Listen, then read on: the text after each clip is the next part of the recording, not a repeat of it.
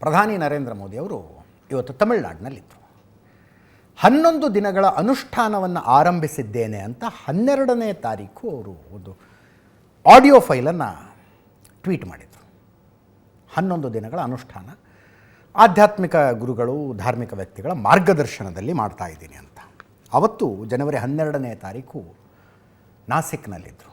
ಕಾಲಾರಾಮ್ ದೇವಸ್ಥಾನ, ಅದರದ್ದು ಇಡೀ ಕಥೆ ಹೇಳಿದ್ದೀನಿ ನಾನು. ನಾಸಿಕ್ ಹೆಸರು ಯಾಕೆ ಬಂತು, ರಾಮಾಯಣಕ್ಕೂ ನಾಸಿಕ್ಗೂ ಏನು ಸಂಬಂಧ ವಿವರವಾಗಿ ಹೇಳಿದ್ದೀನಿ, ಮತ್ತೊಂದು ಸಲ ಬೇಡ. ಅದು ಕಾಲಾರಾಮ್ ದೇವಸ್ಥಾನವನ್ನು ಸ್ವಚ್ಛ ಮಾಡುವ ಮೂಲಕ ಕರೆ ಕೊಟ್ಟರು, ನಿಮ್ಮ ಹತ್ತಿರದ ದೇವಸ್ಥಾನದ ಶುದ್ಧೀಕರಣದಲ್ಲಿ ಪಾಲ್ಗೊಳ್ಳಿ, ಸ್ವಚ್ಛ ಮಾಡಿ ಅಂತ.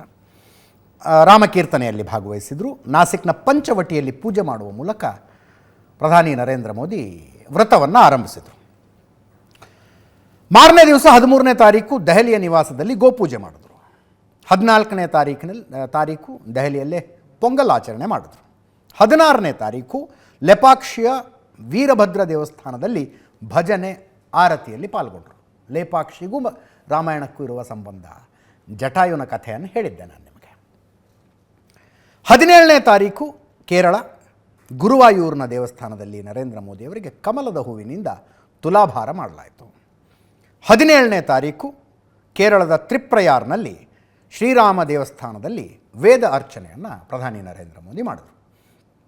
ಈ 11 ದಿನಗಳ ಅನುಷ್ಠಾನ ಅಂದರೆ ಏನು, ವಿವರಗಳು ಏನೇನೋ ಬರ್ತಾ ಇದ್ದಾವೆ. ಬೆಳಗ್ಗೆ 4:15 ಹೇಳ್ತಾರೆ, 4:15 ಅಲ್ಲ, 3 ಗಂಟೆ 40 ನಿಮಿಷಕ್ಕೆ ಹೇಳ್ತಾರೆ. ವ್ರತ ಸ್ಟಾರ್ಟ್ ಆಗುತ್ತೆ. 1 ಗಂಟೆ 11 ನಿಮಿಷ ಮಂತ್ರ ಪಠಣ ಮಾಡ್ತಾರೆ, ನಂತರ ಧ್ಯಾನ ಮಾಡ್ತಾರೆ. ರಾತ್ರಿ ಮಲಗೋದು ಕೂಡ ನೆಲದ ಮೇಲೆ ಮಲಗಿರ್ತಾರೆ, ಎಳ್ನೀರು ಕುಡ್ಕೊಂಡಿರ್ತಾರೆ ಅಂತ. ಕೆಲವೊಂದು ಸಲ ಈ ಪಾಪ್ಯುಲರ್ ಲೀಡರ್ಗಳ ವಿಷಯದಲ್ಲಿ ಎಕ್ಸಾಜುರೇಟೆಡ್ ಥಿಂಗ್ಗಳು ಬಹಳ ಬರ್ತವೆ. ಐ ಡೋಂಟ್ ನೋ, ಯಾರು ನೋಡಿದವ್ರು ಯಾರು ರೀ? ಮೋದಿ ಎಳ್ನೀರು ಕುಡ್ಕೊಂಡಿದ್ದಾರಾ, ನೆಲದ ಮೇಲೆ ಮಲಗಿದಾರಾ, 3:40ಕ್ಕೆ ಹೇಳ್ತಾರಾ, ಒಂದು ತಾಸು 10 ನಿಮಿಷ ಏನು ಪೂಜಾ ಪಠಣ ಮಾಡ್ತಾರೆ. ಸುದ್ದಿ ಅಂದರೆ ಅನುಷ್ಠಾನ ಅಂದರೆ ಹಂಗಿರುತ್ತೆ ಅಂತ ಮಾಹಿತಿಗಳು ಬರ್ತಾ ಇದ್ದಾವೆ. ಅದನ್ನು ಹೊರತುಪಡಿಸಿದ್ರೆ ರಾಮಾಯಣಕ್ಕೆ, ರಾಮನಿಗೆ ಸಂಬಂಧಿಸಿದ ದೇವಸ್ಥಾನಗಳಿಗೆ ಹೋಗ್ತಾ ಇದ್ದಾರೆ. ಅವತ್ತು ಆಡಿಯೋ ಲಿಂಕ್ನಲ್ಲಿ ಹೇಳಿದರು, ಏನು ನಿಮ್ಮೆಲ್ಲರ ಪರವಾಗಿ ರಾಮ ಮಂದಿರದ ಲೋಕಾರ್ಪಣೆ ಕಾರ್ಯಕ್ರಮದಲ್ಲಿ ಭಾಗವಹಿಸುವ ಸೌಭಾಗ್ಯ ನನ್ನದು. ಏನೋ ಒಂದು ಸೌಭಾಗ್ಯ ಬಂದಿದೆ ನನಗೆ ಭಾಗವಹಿಸುವಂಥದ್ದು, ಅದಕ್ಕಾಗಿ ನಾನು ಪ್ರಿಪೇರ್ ಆಗ್ತಾ ಇದ್ದೀನಿ ಅನ್ನೋ ರೀತಿಯಲ್ಲಿತ್ತು 11 ದಿನಗಳ ಅನುಷ್ಠಾನ. ಈ 11 ದಿನಗಳ ಅವಧಿಯಲ್ಲಿ ಯಾವ್ಯಾವ ದೇವಸ್ಥಾನಕ್ಕೆ ಭೇಟಿ ಕೊಟ್ಟು ಯಾವ ರೀತಿಯ ಪೂಜೆ ಮಾಡಿದ್ರು, ಏನೇನು ಮಾಡಿದ್ರು ಅಂತ ನಾವು ಹೇಳ್ಬೋದು. ಅನುಷ್ಠಾನ ಹಿಂಗಿರುತ್ತೆ ಅಂತ ಮಾಹಿತಿಗಳು ಸಿಗ್ತಾ ಇದ್ದಾವೆ ಅಷ್ಟೇ. ಇವತ್ತು ತಮಿಳುನಾಡಿನಲ್ಲಿದ್ದರು, 3 ದಿನದಿಂದ ತಮಿಳುನಾಡಿನಲ್ಲಿದ್ದಾರೆ. ರಾಮಾಯಣಕ್ಕೆ ಸಂಬಂಧಿಸಿದ ದೇವಸ್ಥಾನಗಳಲ್ಲಿ ಪೂಜೆ ಪುನಸ್ಕಾರಗಳು. ಇವತ್ತು ಶ್ರೀರಂಗಂ, ರಾಮೇಶ್ವರಂನಲ್ಲಿದ್ದರು. ನಾಳೆ ಧನುಷ್ಕೋಡಿಗೆ ಹೋಗ್ತಾರೆ. ಚೆನ್ನೈನಿಂದ ವಿಮಾನದ ಮೂಲಕ ತಿರುಚಿರಾಪಳ್ಳಿಗೆ ಬಂದರು. ತಿರುಚಿರಾಪಳ್ಳಿಯಿಂದ ಶ್ರೀರಂಗಂ ದೇವಸ್ಥಾನಕ್ಕೆ ಹೆಲಿಕಾಪ್ಟರ್ ಮೂಲಕ ಬಂದರು. ಹೆಲಿಪ್ಯಾಡ್ನಿಂದ ಬೈ ರೋಡ್ ದೇವಸ್ಥಾನಕ್ಕೆ ಬಂದರು. ದೇವಸ್ಥಾನದ ಅರ್ಚಕರಿಂದ ಪ್ರಧಾನಿ ನರೇಂದ್ರ ಮೋದಿಯವರಿಗೆ ಪೂರ್ಣ ಕುಂಭದ ಸ್ವಾಗತ ಕೋರಲಾಯಿತು. ದೇವಸ್ಥಾನದ ಆವರಣದಲ್ಲಿ 22 ಬಾವಿ ನೀರಿನಿಂದ ಮೋದಿ ಪುಣ್ಯ ಸ್ನಾನ ಮಾಡಿದ್ರು. ಆ ನಂತರ ರಂಗನಾಥ ಸ್ವಾಮಿ ದೇವಸ್ಥಾನದಲ್ಲಿ ಪೂಜೆ ಮಾಡಿದ್ರು. ರಂಗನಾಥನ ಸನ್ನಿಧಿಯಲ್ಲಿ ದೇವಸ್ಥಾನದ ಆನೆಯಿಂದ ನರೇಂದ್ರ ಮೋದಿಯವರಿಗೆ ಆಶೀರ್ವಾದ ಮಾಡಿಸಲಾಯಿತು. ಆನೆ ನರೇಂದ್ರ ಮೋದಿಯವರ ಎದುರು ಮೌತ್ ಆರ್ಗನ್ ನುಡಿಸ್ತು. ರಾಮಾಯಣ ಪರ್ಯಾಯದಲ್ಲಿ ಮೋದಿ ಮಂತ್ರ ಪಠಣ ಮಾಡಿದ್ರು. ಅರ್ಚಕರೆಲ್ಲ ಸೇರಿ ನರೇಂದ್ರ ಮೋದಿಯವರಿಗೆ ಇದು ನಮ್ಮ ಕಡೆಯಿಂದ, ನಮ್ಮ ದೇವಸ್ಥಾನದ ಕಡೆಯಿಂದ ರಾಮಲಲ್ಲಾನಿಗೆ ಸಮರ್ಪಿಸಿ ಅಂತ ಒಂದು ಉಡುಗೊರೆಯನ್ನು ಕೊಟ್ಟರು. ಶ್ರೀರಂಗಂ ದೇವಸ್ಥಾನದಲ್ಲಿದ್ದು, ಶ್ರೀರಂಗಂ ದೇವಸ್ಥಾನದ ಕಥೆ ಅಂದರೆ ರಾಮಾಯಣಕ್ಕೆ ಹೊಂದಿಕೊಂಡಿರುವಂಥ ಕಥೆ ಇಂಟ್ರೆಸ್ಟಿಂಗ್. ಇಡೀ ಪ್ರಪಂಚದ ಅತ್ಯಂತ ದೊಡ್ಡ ದೇವಸ್ಥಾನ ಶ್ರೀರಂಗಂ. ನರೇಂದ್ರ ಮೋದಿ ಕಂಬಗಳ ಮಧ್ಯದಲ್ಲಿ ನಡ್ಕೊಂಬರ್ತಾ ಇರೋ ಒಂದು ಫೋಟೋ ಇದೆ, ಇದ್ರ ಹಾಕಿ ಅದನ್ನು. ಪ್ರಪಂಚದ ಅತಿ ದೊಡ್ಡ ದೇವಸ್ಥಾನ ಇದು. ನೀವು ಸ್ಕ್ವೇರ್ ಫೀಟ್ ಲೆಕ್ಕದಲ್ಲಿ ಕೇಳಿ ನಾನು ಗಾಬರಿ ಆಗ್ಬಿಟ್ಟೆ. ಇದನ್ನ 67,90,000 ಸ್ಕ್ವೇರ್ ಫೀಟ್ ಇದೆ ಇದು. 67,90,000 ಸ್ಕ್ವೇರ್ ಫೀಟ್ ಇದೆ. 125 ಎಕರೆ ಏನು ಶ್ರೀರಂಗಂ ದೇವಸ್ಥಾನ.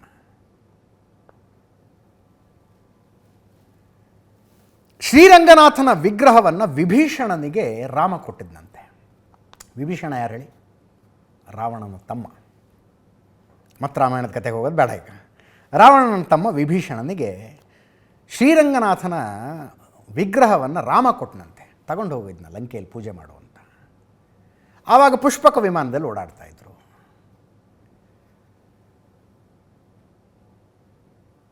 ವಿಭೀಷಣ ವಿಗ್ರಹವನ್ನು ತೆಗೆದುಕೊಂಡು ಹೋಗ್ತಾ ಇರುವಾಗ ಕಾವೇರಿ ನದಿ ದಂಡೆ ಕಾಣಿಸ್ತಂತೆ. ಅಲ್ಲೇನೋ ಒಂದು ಉತ್ಸವ ನಡೀತಾ ಇತ್ತು ಅಂತಾರೆ, ಅಥವಾ ತಾನೇ ಪೂಜೆ ಮಾಡಬೇಕಾಗಿತ್ತು ಅಂತಾರೆ. ಅಲ್ಲಿ ಪುಷ್ಪಕ ವಿಮಾನವನ್ನು ಇಳಿಸಿ ರಾಮ ಕೊಟ್ಟಿದ್ದ ಶ್ರೀರಂಗನಾಥನ ವಿಗ್ರಹವನ್ನು ಪಕ್ಕದಲ್ಲಿಟ್ಟು ಉತ್ಸವದಲ್ಲಿ ಪಾಲ್ಗೊಂಡನೋ ವಿಭೀಷಣ, ಅಥವಾ ಸ್ನಾನ ಮಾಡಿದ್ನೋ, ಎಲ್ಲ ಆದಮೇಲೆ ಆಯ್ತಿನ ಮತ್ತೆ ಹೊರಡೋದಲ್ಲ ಅಂತ ವಿಗ್ರಹವನ್ನು ಎತ್ತೋದಕ್ಕೆ ಹೋದರೆ ಬರಲೇ ಇಲ್ವಂಥದ್ದು, ಮೇಲೆ ಹೇಳಿಲ್ವಂತ ವಿಗ್ರಹ. ಶ್ರೀರಂಗನಾಥ ಹೇಳದಂತೆ, ನಾನು ಬರೋದಿಲ್ಲ, ನಾನು ಇಲ್ಲೇ ಇರ್ತೀನಿ ಅಂತ. ವಿಭೀಷಣ ಪರಿಪರಿಯಾಗಿ ಬೇಡಿಕೊಂಡು ಪರಿಪರಿಯಾಗಿ ಪ್ರಯತ್ನಿಸಿದ್ರು ಶ್ರೀರಂಗನಾಥ ಅಲ್ಲಿಂದ ಏಳಲಿಲ್ಲವಂತೆ. ಇನ್ನೇನು ಮಾಡೋದು? ಕೊನೆಗೆ ವಿಭೀಷಣನ ಕಷ್ಟ ನೋಡಲಾಗದೆ, ನಾನು ಇಲ್ಲಿಂದಾನೇ ನಿನ್ನ ಲಂಕೆಗೆ ಆಶೀರ್ವಾದ ಮಾಡ್ತೀನಿ ಅಂತ ಹೇಳಿದ್ರಂತೆ ಶ್ರೀರಂಗ. ಅದಕ್ಕೆ ವಿಗ್ರಹ ಈಗಲೂ ದಕ್ಷಿಣಾಭಿಮುಖವಾಗಿದೆ, ಅಂದರೆ ಶ್ರೀಲಂಕಾ ಕಡೆಗೆ, ಶ್ರೀಲಂಕೆಯ ಕಡೆಗೆ ವಾಲಿಕೊಂಡಿದೆ ಅಂತ ಹೇಳ್ತಾರೆ ಅದನ್ನು, ವಿಗ್ರಹವನ್ನು. ಇದ್ದಷ್ಟು ಕಾಲ ವಿಭೀಷಣ ಪ್ರತಿ 12 ವರ್ಷಗಳಿಗೊಂದು ಸಲ ಶ್ರೀರಂಗನಾಥನ ದೇವಸ್ಥಾನಕ್ಕೆ ಒಂದು ಪೂಜೆ ಮಾಡ್ಕೊಂಡು ಹೋಗ್ತಿದ್ದಂತೆ. ಚೋಳರ ಕಾಲದಲ್ಲಿ ಈ ಭವ್ಯ ದೇವಸ್ಥಾನ ನಿರ್ಮಾಣ ಆಯಿತು. ಭವ್ಯ ದೇವಸ್ಥಾನ ನೋಡಿ ಹೆಂಗಿರುತ್ತೆ, ನನಗೆ ಆಶ್ಚರ್ಯ ಅನಿಸುತ್ತೆ ಒಂದೊಂದು ಸಲ. ಪ್ರಪಂಚದ ಅತಿ ದೊಡ್ಡ ದೇವಸ್ಥಾನ 67,90,000 ಸ್ಕ್ವೇರ್ ಫೀಟಿನ ದೇವಸ್ಥಾನ, 125 ಎಕರೆ. ಅದರ ಭವ್ಯತೆಯನ್ನು ನೋಡಿದ್ರೆ ಅವಾಕ್ಕಾಗಿ ನಿಲ್ತೀವಿ. ಎಲ್ಲಿದೆ ಅಂದರೆ ಸನಾತನದ ಸತ್ಯಾನಾಶ ಮಾಡಬೇಕು ಅಂತ ಹೇಳೋರು ರಾಜ್ಯದಲ್ಲಿದೆ ಅದು. ಸನಾತನದ ಸತ್ಯ ವಿಡಂಬನೆ ಅಂದರೆ ಇದು. ಸನಾತನದ ಸತ್ಯಾನಾಶ ಆಗಬೇಕು ಅಂತ ಭಕ್ತಾದಿಗಳು ಕೊಟ್ಟ, ಅದು ಹಿಂದೂ ಭಕ್ತಾದಿಗಳು ಹುಂಡಿಗೆ ಹಾಕಿದ ಕಾಸಿನಲ್ಲಿ ಸಮ್ಮೇಳನ ಮಾಡುವವರ ರಾಜ್ಯದಲ್ಲಿ ಅಂಥದ್ದೊಂದು ಭವ್ಯ ದೇವಸ್ಥಾನ ಇದೆ. ಇದೆ ಅಲ್ವಾ ವಿಡಂಬನೆ? 25 ಗೋಪುರಗಳಿದಾವಂಥ ದೇವಸ್ಥಾನಕ್ಕೆ. ಅಲ್ಲಿ ಪ್ರಧಾನಿ ನರೇಂದ್ರ ಮೋದಿ ವಿಶೇಷ ಪೂಜೆಯಲ್ಲಿ ಪಾಲ್ಗೊಂಡರು. ಅದಾದ ನಂತರ ತಿರುಚಿಯಿಂದ ಹೆಲಿಕಾಪ್ಟರ್ ಮೂಲಕ ರಾಮೇಶ್ವರಮ್ಗೆ ಬಂದರು. ರಾಮೇಶ್ವರಮಲ್ಲಿ ಒಂದು ರೋಡ್ ಶೋ ಮಾಡಿದ್ರು. ಅರುಲ್ಮಿಗು ರಾಮನಾಥ ಸ್ವಾಮಿ ದೇವಸ್ಥಾನದಲ್ಲಿ ದರ್ಶನ ಮಾಡಿದ್ರು. ದೇವಾಲಯದಲ್ಲಿ ವಿವಿಧ ಭಾಷೆಗಳಲ್ಲಿ ರಾಮಾಯಣ ಪಠಣ ಮಾಡಿದ್ರು. ಶ್ರೀರಾಮಾಯಣ ಪಾರಾಯಣ ಕಾರ್ಯಕ್ರಮ. ಇದೇ ಫೋಟೋ ನಾನು ಹೇಳ್ತಾ ಇದ್ದೀನಿ, ಶ್ರೀರಂಗಂ ದೇವಸ್ಥಾನದ್ದು. ನೋಡಿ ಅದನ್ನು ಇನ್ನೊಂದು ಸಲ ಫೋಟೋ ಬರಲಿ. ಎಸ್, ನೋಡ್ರಿ ಅದನ್ನು, ದೇವಸ್ಥಾನನ. ಇದನ್ನು ನೋಡಿದ ನಂತರ ಹೋಗ್ಬೇಕು ಅನ್ನಿಸ್ತಿದೆ. ಲಕ್ಷದ್ವೀಪಕ್ಕಿಂತ ಮೊದಲು ಶ್ರೀರಂಗಂಗೆ ಹೋಗ್ಬೇಕು ಅಂತ. ನಾವು ಇಲ್ಲೇ ಪಕ್ಕದ ರಾಜ್ಯದಲ್ಲಿ ಇಟ್ಕೊಂಡಿದ್ದನ್ನೆಲ್ಲ ನೋಡಿಲ್ಲ ಅಂತ ನನಗೆ ಒಂಥರ ಅನ್ಸುತ್ತಪ್ಪ. ಇರಲಿ.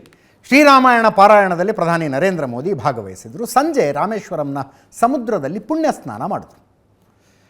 ಈ ದೇವಸ್ಥಾನದ ಆವರಣದಲ್ಲಿ 12 ಬಾವಿ ನೀರಿನಿಂದ ಸ್ನಾನ ಮಾಡಿದ್ರು. 8 ರಾಜ್ಯಗಳ ರಾಮಾಯಣ ಸಾಂಸ್ಕೃತಿಕ ಕಾರ್ಯಕ್ರಮ ಇಲ್ಲಿ ನಡೀತು. ದೇವಾಲಯದ ಆವರಣದಲ್ಲಿ ಭಕ್ತಿಗೀತೆಗಳ ಕಾರ್ಯಕ್ರಮ ನಡೀತು. ಪ್ರಧಾನಿ ನರೇಂದ್ರ ಮೋದಿ ಅದರಲ್ಲಿ ಭಾಗಿಯಾದರು.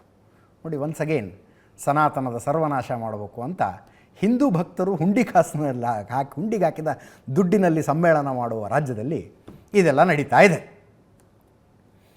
ವಿಡಂಬನೆಗಳು ಹೀಗೆ ನೋಡೋದಕ್ಕೆ ಸಿಗ್ತಾ ಇರ್ತವೆ.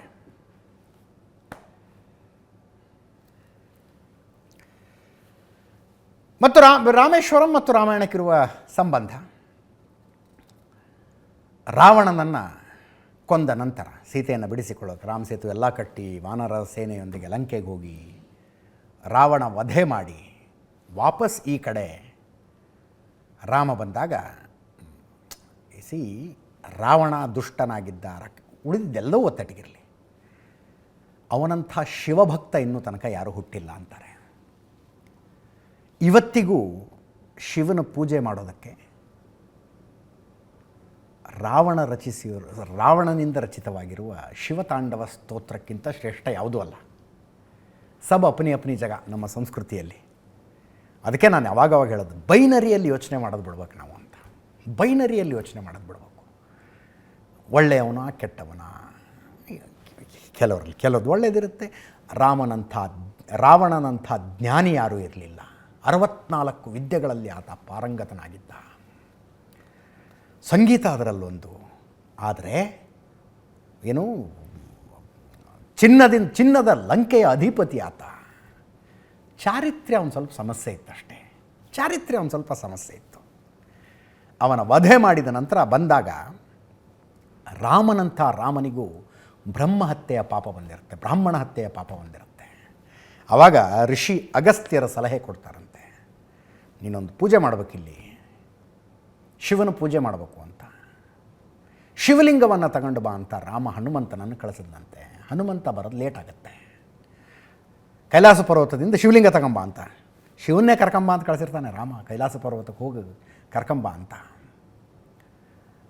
ಹನುಮಂತ ಬರೋದು ಲೇಟ್ ಆಗುತ್ತೆ. ಸೀತೆ ಸಮುದ್ರ ದಂಡೆಯ ಮರಳಿನಲ್ಲಿ ಒಂದು ಶಿವಲಿಂಗ ಮಾಡಿದ್ಲಂತೆ.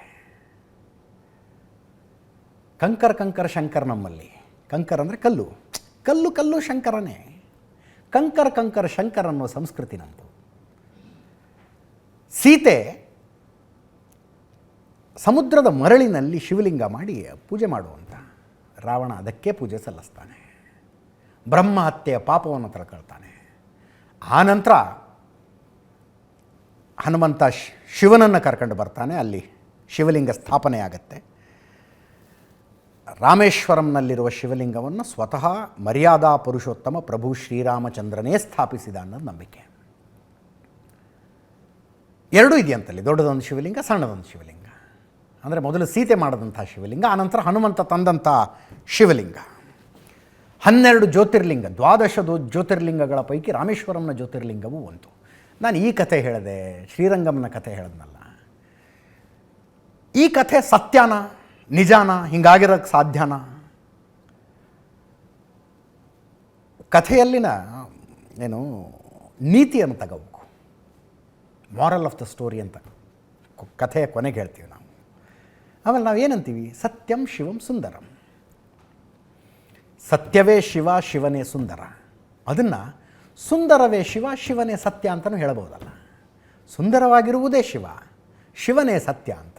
ಎರಡೂ ಕಥೆ ಇಷ್ಟು ಸುಂದರವಾಗಿದೆ ಅಂದರೆ ಸತ್ಯ ಆಗಿರಲೂಬಹುದು. ನಾವು ತಗೊಳ್ಳೋದು ನೀತಿ ತಗೋಬೇಕಷ್ಟೆ. ನಾಳೆ ಪ್ರಧಾನಿನ ಇವತ್ತು ತಮಿಳುನಾಡಿನಲ್ಲಿ ಏನು ರಾಜ್ಯಪಾಲರ ರಾಜಭವನದಲ್ಲಿ ಇರ್ತಾರೆ ನರೇಂದ್ರ ಮೋದಿ. ನಾಳೆ ಧನುಷ್ಕೋಡಿಗೆ ಹೋಗ್ತಾರೆ. ಕೋದಂಡ ಸ್ವಾಮಿ ದೇವಸ್ಥಾನದಲ್ಲಿ ಪೂಜೆ ಸಲ್ಲಿಸ್ತಾರೆ. ರಾಮಸೇತುಗೆ ಭೇಟಿ ಕೊಡ್ತಾರೆ. ರಾಮಸೇತು ಸ್ಥಳ ಅದು. ರಾಮಸೇತು ಆರಂಭ ಅಲ್ಲಿಂದ ಆಗೋದು, ಧನುಷ್ಕೋಡಿಯಿಂದ ಶ್ರೀಲಂಕೆಯ ತನಕ. ವಾನರರ ಸಹಾಯದಿಂದ, ಅಳಿಲಿನ ಸಹಾಯದಿಂದಲೂ ರಾಮಸೇತುವನ್ನು ಕಟ್ಟಿ ಅಲ್ಲಿಗೆ ಹೋಗಿ ರಾವಣನ ಜೊತೆ ಯುದ್ಧ ಮಾಡಿ ರಾವಣನನ್ನು ಕೊಂದು ಲಂಕೆಯನ್ನು ವಶಪಡಿಸಿಕೊಂಡ ನಂತರ ವಿಭೀಷಣನಿಗೆ ಪಟ್ಟಾಭಿಷೇಕ ಮಾಡಿದ. ಭಾರತದ ವಿದೇಶಾಂಗ ನೀತಿ ರಾಮನಿಂದ ಎಷ್ಟು ಪ್ರಭಾವಿತ ಅನ್ನುವುದಕ್ಕೆ ಇದೊಂದು ಉದಾಹರಣೆ. ಕೆಲಸ ಏನು ಅಷ್ಟೇ, ರಾಮ ಸೈನ್ಯ ಕಟ್ಕೊಂಡು ರಾಮಸೇತು ಕಟ್ಟಿ ಲಂಕೆಯ ಮೇಲೆ ದಾಳಿ ಮಾಡಿದ್ದ ಕೆಲಸ ಏನು? ಸೀತೆಯನ್ನು ಕರ್ಕೊಂಬರ್ಬೇಕಷ್ಟೆ. ನಾನಿಲ್ಲಿ ಬಂದು ಗೆದ್ಕೊಂಡಿದ್ದೀನಿ, ಚಿನ್ನದ ಲಂಕೆ ಇನ್ನು ಮೇಲೆ ನಂದೆ, ನಾನು ಇಲ್ಲಿ ಕೂತ್ಕೊಂಡು ರಾಜ್ಯಭಾರ ಮಾಡ್ತೀನಿ, ಇಲ್ಲ ನಂದಿದೆ ಅಯೋಧ್ಯೆ ಅಂದ ರಾಮ. ಇವತ್ತಿನ ತನಕ ಭಾರತದ ವಿದೇಶಾಂಗ ನೀತಿ ಅದು. ಭಾರತದ ವಿದೇಶಾಂಗ ನೀತಿ, ನಾವು ಬಂದು ನಿಮ್ಮನ್ನು ಗೆದ್ದು ಬಿಟ್ಟಿದ್ದೀವಿ, ಇನ್ನು ಮೇಲೆ ಇಲ್ಲಿ ನಮ್ಮ ರಾಜ್ಯ ನಮ್ಮದೇ, ಒಂದು ಸ್ವಲ್ಪ ಹೋದರೂ ಪರವಾಗಿಲ್ಲ. ಹೋಯ್ತಪ್ಪ, 1947ರಲ್ಲಿ ಭಾರತದ 3ನೇ ಒಂದು ಭಾಗ ಹೋಯ್ತು, ಇರಲಿ. ಹಾಗೆ 1971ರಲ್ಲಿ ಈಗಿನ ಬಾಂಗ್ಲಾದೇಶದಲ್ಲಿ ಭಾರತದ ಸೈನ್ಯಗಳ ನುಗ್ಗಿ ಪಾಕಿಸ್ತಾನದವ್ರನ್ನ ಹೊಡೆದಾಕಿ 93,000 ಪಾಕಿಸ್ತಾನಿ ಸೈನಿಕರನ್ನು ಮೊಳಕಾಲ ಮೇಲೆ ಕೂಡಿಸಿ ಸರೆಂಡರ್ ಮಾಡಿಸ್ಕೊಂತು ಭಾರತೀಯ ಸೈನ್ಯ. ಅವಾಗ ಭಾರತ ಹೇಳಬಹುದಾಗಿತ್ತು, ನಾವು ಗೆದ್ದಿದ್ದೀವಿ, ಇನ್ಮೇಲೆ ನಮ್ಮದಿದು ಅಂತಿಲ್ಲ, ನಿಮ್ಮದು ಪ್ರತ್ಯೇಕ ಬಾಂಗ್ಲಾದೇಶ. ಇಂದಿರಾ ಗಾಂಧಿ ಇದ್ದಾಗಿಂದ ಹೇಳೋದು ನಾನು, ನಿಮ್ಮದು ಪ್ರತ್ಯೇಕದ ಬಾಂಗ್ಲಾದೇಶ, ನಮ್ಮ ಕೆಲಸ ಮುಗೀತು, ವಾಪಸ್ ಹೊರಟ್ವಿ ನಾವು ಅಂತ. ಹಾಗೆ ವಿಭೀಷಣನಿಗೆ ಪಟ್ಟಾಭಿಷೇಕ ಮಾಡಿ ವಾಪಸ್ ಬಂದಾಗ ವಿಭೀಷಣ ಕೇಳಿಕೊಳ್ತಾನಂತೆ, ರಾಮಸೇತುವಿನ ಪರ್ಪಸ್ ಮುಗೀತು, ಇನ್ಯಾಕೆ ಬೇಕು ಈ ಸೇತು ಅಂದಾಗ ರಾಮ ಒಂದು ಬಾಣ ತೆಗೆದು ಒಂದು ಬಿಟ್ಟ ಬಾಣ, ರಾಮಸೇತು ತುಂಡಾಯಿತು ಅಂತ ಹೇಳ್ತಾರೆ. ಧನುಷ್ಕೋಡಿ ಅಂದರೆ ಬಿಲ್ಲಿನಿಂದ ಮುರಿದಂಥದ್ದು ಅಂತೇನೋ ಅರ್ಥ, ಬಿಲ್ಲಿನಿಂದ ಮುರಿದಂಥದ್ದು. ಅಲ್ಲಿ ಪ್ರಧಾನಿ ನರೇಂದ್ರ ಮೋದಿ ನಾಳೆ ಪೂಜೆ ಸಲ್ಲಿಸ್ತಾರೆ. ನಾಳೆ ಅಲ್ಲಿಂದಾನೇ ನೇರವಾಗಿ ಅಯೋಧ್ಯೆಗೆ ಹೋಗ್ತಾರಾ? ಅಥವಾ ನಾಡಿದ್ದು ಬೆಳಗ್ಗೆನೇ ಅಯೋಧ್ಯೆಗೆ ಹೋಗ್ತಾರಾ ಅನ್ನೋದು ವೆದರ್ ಹೆಂಗಿರುತ್ತೆ ಅನ್ನೋದರ ಮೇಲೆ ಡಿಪೆಂಡೆಂಟು. ನೆನ್ಪಿಟ್ಕೊಳ್ಳಿ, ಹವಾಮಾನ ಹೆಂಗಿರುತ್ತೆ ಅನ್ನೋದರ ಮೇಲೆ ಡಿಪೆಂಡೆಂಟು. ಅಲ್ಲಿಂದ ಟೇಕ್ ಆಫ್ ಆಗ್ತಾರೆ. ಅಯೋಧ್ಯೆಯಲ್ಲಿ ವಿಮಾನ ಇಳಿಯುವಂಥ ಹವಾಮಾನ ಇದೆ ಅಂದರೆ ತುಂಬ ಅನ್ಪ್ರಿಡಿಕ್ಟೇಬಲಲ್ಲಿ ವಿಪರೀತ ಮಂಜು ಕವಿದಿರುತ್ತೆ. ಮಧ್ಯಾಹ್ನ 3 ಗಂಟೆ ಅಂತ ನಮ್ಮಲ್ಲಿ ಅನ್ನಿಸ್ತಿರುತ್ತೆ. ನೀವು ಅಯೋಧ್ಯೆಯಲ್ಲಿ ಹೊರಗೆ ಬಂದರೆ ಬೆಳಗಿನ ಜಾವ 5 ಗಂಟೆ ಆಗಿದೆಯೇನೋ ಅನ್ನಿಸ್ತಿರುತ್ತೆ. 16ನೇ ತಾರೀಕು 17ನೇ ತಾರೀಕು ಒಂದು ಬಿಸಿಲನ್ನು ನೋಡಿದ್ಬಿಟ್ರೆ ನಾ ಬಿಸಿಲೇ ನೋಡಲಿಲ್ಲ ಅಲ್ಲಿ. 17-18 ಒಟ್ಟಿನಲ್ಲಿ ಒಂದು ಬಿಸಿಲು ಅಂತ ಸೂರ್ಯ ಕಾಣಿಸ್ದ ಅಷ್ಟೆ. ಅದರ್ವೈಸ್ ಮಂಜು ಕವಿದ ವಾತಾವರಣ, ವಿಸಿಬಿಲಿಟಿ ಇರೋದಿಲ್ಲ. ಫ್ಲೈಟ್ ಟೇಕ್ ಆಫು ಲ್ಯಾಂಡಿಂಗು ಬಹಳ ಕಷ್ಟ. ನರೇಂದ್ರ ಮೋದಿಯವರು ನಾಳೆ ತಮಿಳುನಾಡಿನಿಂದ ಹೊರಡ್ತಾರೆ. ನೋಡ್ತಾರಲ್ಲಿ ವೆದರು, ಅಯೋಧ್ಯೆಯಲ್ಲಿ ಫ್ಲೈಟ್ ಲ್ಯಾಂಡ್ ಆಗಬಹುದು ಅನ್ನೋದಿದ್ದರೆ ಅಯೋಧ್ಯೆಯಲ್ಲಿ ಲ್ಯಾಂಡ್ ಆಗ್ತಾರೆ. ಇಲ್ಲದೆ ಹೋದರೆ ಲಖನೌನಲ್ಲಿ ಲ್ಯಾಂಡ್ ಆಗ್ತಾರೆ. ಲಖನೌನಲ್ಲಿ ನಾಳೆ ಸ್ಟೇ ಮಾಡ್ತಾರೆ. ನಾಡಿದ್ದು ಬೆಳಗಿನ ಜಾವ 3 ಗಂಟೆಗೆ ಲಖನೌದಿಂದ ಬೈ ರೋಡ್ ಅಯೋಧ್ಯೆಗೆ ಬರ್ತಾರೆ. ಇದನ್ನು ಪ್ಲ್ಯಾನ್ ಬಿ. ಪ್ಲ್ಯಾನ್ ಎ ಏನು? ನೇರವಾಗಿ ಹೋಗಿ ನಾಳೆ ಸಾಯಂಕಾಲ ಅಯೋಧ್ಯೆಗೆ ಲ್ಯಾಂಡ್ ಆಗೋದು. ಅಯೋಧ್ಯೆ ತುಂಬ ರಾಮಕಥೆ ನಡೀತಾ ಇದ್ದಾವೆ ಈಗ. ಅಲ್ಲಲ್ಲಿ ರಾಮಕಥೆ ಅನ್ನೋದಲ್ಲಿ ಜನರು ಒಂದು ದೊಡ್ಡ ಹವ್ಯಾಸ. ಇಡೀ ರಾತ್ರಿ ಕೂತ್ಕೊಂಡು ರಾಮನ ಕಥೆ ಕೇಳ್ತಾರೆ ಅವರು. ಹಾಗೆ ಒಂದು ರಾಮಕಥಾ ಕಾರ್ಯಕ್ರಮದಲ್ಲಿ ನರೇಂದ್ರ ಮೋದಿ ನಾಳೆ ರಾತ್ರಿ ಭಾಗವಹಿಸ್ತಾರೆ. That is plan A. Plan ಎನಾರು ವರ್ಕೌಟ್ ಆಗಲಿ, ಪ್ಲ್ಯಾನ್ ಬಿನಾರು ವರ್ಕೌಟ್ ಆಗಲಿ, 22ನೇ ತಾರೀಕು ಬೆಳಗ್ಗೆ 8 ನರೇಂದ್ರ ಮೋದಿ ಸರಯೂ ಸಮ್ಮುಖದಲ್ಲಿ ಇರ್ತಾರೆ ಅನ್ನೋದು ಮಾತ್ರ ಪಕ್ಕ. ಸರಯೂ ನದಿಯಲ್ಲಿ ಮಿಂದೇಳ್ತಾರೆ. ನಾನು ಮೊನ್ನೆ ಕೂಡ ಹೇಳಿದೆ, ಎಂಥ ಚಳಿ ರೀ ಅಲ್ಲಿ, ಎಂಥ ಚಳಿ. ನಿಮಗೆ ಹೇಳಿದರೆ ನಾನು ಪರ್ಸ್ನಲ್ ಹೇಳ್ದಂಗೆ ಆಗುತ್ತೆ.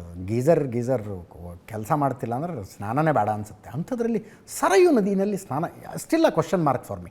ಹೀ 73, 73 ಅವ್ರಿಗೆ ವಯಸ್ಸು. ಇವತ್ತು ಸಮುದ್ರದಲ್ಲಿ ಸ್ನಾನ ಮಾಡಿದ್ರು, ಬಾವಿ ನೀರಲ್ಲಿ ಸ್ನಾನ ಮಾಡಿದ್ರು ತಮಿಳ್ನಾಡಿನಲ್ಲಿ, ಓಕೆ, ಐ ಕ್ಯಾನ್ ಅಂಡರ್ಸ್ಟ್ಯಾಂಡ್. ನೀವು ಅಯೋಧ್ಯೆಯಲ್ಲಿ ಆ ಚಳಿ 9-10 ಇದೆ ಟೆಂಪರೇಚರಲ್ಲಿ. 9-10 ಕಷ್ಟ ಇದೆ. ಇದು ಹೆಂಗೆ ಅಂತ ನನಗೂ ಕುತೂಹಲ, ನೋಡಬೇಕಾಗಿದೆ ಅದನ್ನೊಮ್ಮೆ. ಬಹುಶಃ ಏನೋ ಆಗಲಿಕ್ಕಿಲ್ಲ, ಸುಮ್ಮನೆ ಹಿಂಗೆ ನೀರು ಹಾಕ್ಕೊಂಡು ಹಾಗೇನೋ ಮಾಡಬಹುದು ಹೊರತು ಸ್ನಾನಗೇನೋ ಮಾಡೋ ಹಂಗೆ ನನಗೇನು ಅನ್ಸೋದಿಲ್ಲ. 39-40 ನಾವೇ ಗಡಗಡ ನಡುಗ್ತಿದ್ದೀವಿ ಅಲ್ಲಿ. ಒಟ್ಟಿನಲ್ಲಿ ಸರಯೂನಲ್ಲಿ ಸ್ನಾನ ಮುಗಿಸ್ಕೊಂಡು ಸ್ನಾನ ಮಾಡ್ತಾರೋ ಅಥವಾ ಪ್ರೋಕ್ಷಣೆ ಮಾಡಿಕೊಳ್ತಾರೋ, ಒಂದು ಬಿಂದಿಗೆ ನೀರನ್ನು ತಗೊಂಡು ಬರ್ತಾರಂತೆ. ದಾರಿಯ ಮಧ್ಯದಲ್ಲಿ ಸೀತೆಯ ಕುಲದೇವತೆ ಅಂತೆ ಕಾಳಿದೇವಿ, ಅದೊಂದು ದೇವಸ್ಥಾನ ಇದೆ. ಆ ದೇವಸ್ಥಾನಕ್ಕೆ ಹೋಗಬಹುದು ಅಂತಾರೆ. That is very tentative. ಭಕ್ತಿ ಪಥದಲ್ಲಿ ಬರುತ್ತದು. ಭಕ್ತಿ ಪಥದಲ್ಲಿ ಅದೊಂದು ದೇವಸ್ಥಾನಕ್ಕೆ ಹೋಗಿ ಅಲ್ಲಿಂದ ನೇರವಾಗಿ ರಾಮ ಮಂದಿರಕ್ಕೆ ಬರ್ತಾರೆ. ಅಲ್ಲಿ ಮುಂದಿನ ಪ್ರಕ್ರಿಯೆಗಳು ಶುರುವಾಗ್ತವೆ. ಇದು ಇಲ್ಲಿ ತನಕದ ಮಾಹಿತಿ. ನೋಡೋಣ 22ನೇ ತಾರೀಕು ಏನೇನಾಗುತ್ತೆ ಅಂತ. ಏಷ್ಯಾನೆಟ್ ಸುವರ್ಣ ನ್ಯೂಸ್ ಅಂತೂ ಲೈವ್ ಕೊಡೋದಕ್ಕೆ ಎಲ್ಲ ರೀತಿಯಿಂದನೂ ಸನ್ನದ್ಧ.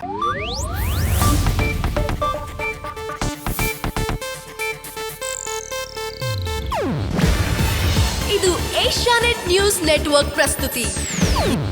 ನೀವು ನೋಡ್ತಿದ್ದೀರಾ ಏಷ್ಯಾನೆಟ್ ಸುವರ್ಣ ನ್ಯೂಸ್.